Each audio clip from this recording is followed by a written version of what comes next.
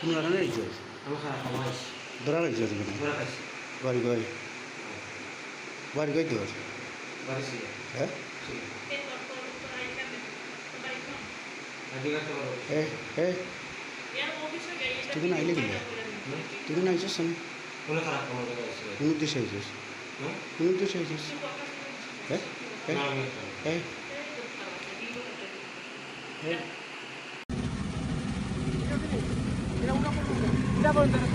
আপনি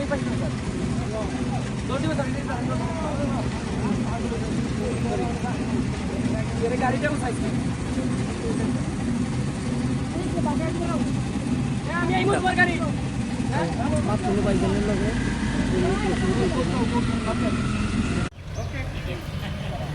গাদ্দারি করছে আমার তো পাইছো সমস্যা নাই যেভাবে একদিন হবে 5 তারিখ পাইছি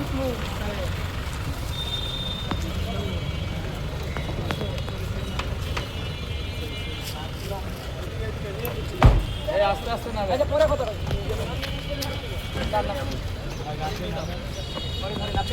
মহিলা আস্তে আস্তে নামো আস্তে নামো নিয়ে যা আসো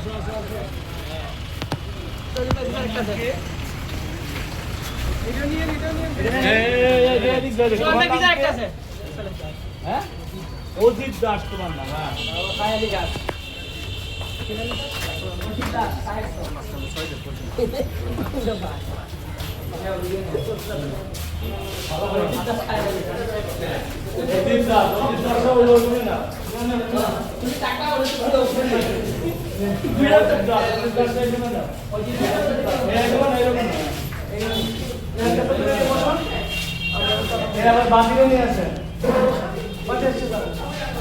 আমরা তাহিরপুর উপজেলা সমবায় কার্যালয়ে কর্মকর্তা সহ মোট 4 জন কর্মরত আছি।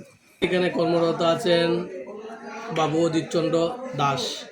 উনি বিগত 1 ফেব্রুয়ারির পর থেকে 1-2 দিন অফিসে হাজির হয়েছেন, কিন্তু এরপরে দীর্ঘদিন উনি এক নাগারে অনুপস্থিত থাকার কারণে আমি উপজেলা সমবায় অফিসার হিসেবে তার একটা শোকজ লেটার দিয়েছি, কিন্তু শোকজের জবাব এখন পর্যন্ত কোনো কিছু পাই নাই।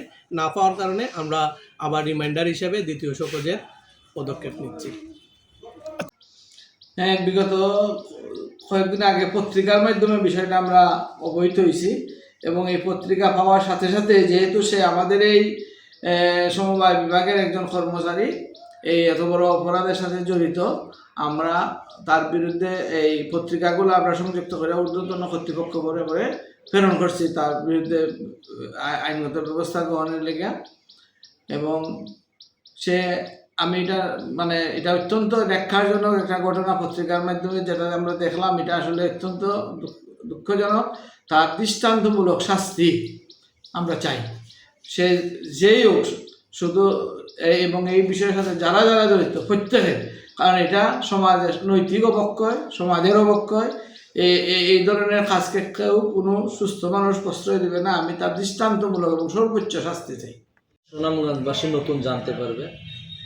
ঘটনা হচ্ছে, আজকে একজন সরকারি কর্মচারী আমাদের মান্যবর পুলিশ সুপার স্যারের কাছে যায়, একটা ভিডিও দেখে যে হানিফ ট্রাফের শিকার হয়েছে এবং তাকে বিভিন্নভাবে তার কাছ থেকে টাকা নিচ্ছে এবং কিছু নিছেও টাকা।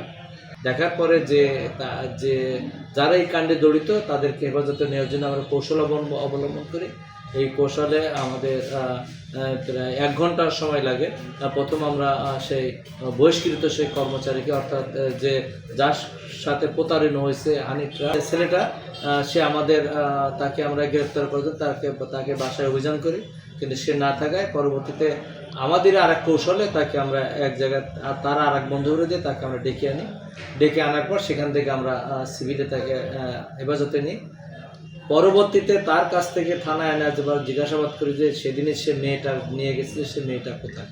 তখন তার মোবাইল থেকে তাকে আবার ফোন করা হয়, যে ওইভাবে ফোন করা হয় যে আর একটা মেয়ে এখানে, আর একটা আমরা ট্রাফে ফেলানোর জন্য একটা কৌশল অবলম্বন করছি এবং আরেকজন আমরা খরিদ্দার পাইছি। এই সংবাদের শুনে আমাদের থানায় বসে সে মেয়েটিকে ফোন করে, তা মেয়েটি বলে যে আপনি অমুক জায়গায় আসেন। সে বুঝতে পারেনি যে এটা আমাদের ট্রাক এবং আমাদের পুলিশিং কার্যক্রম চলতেছে।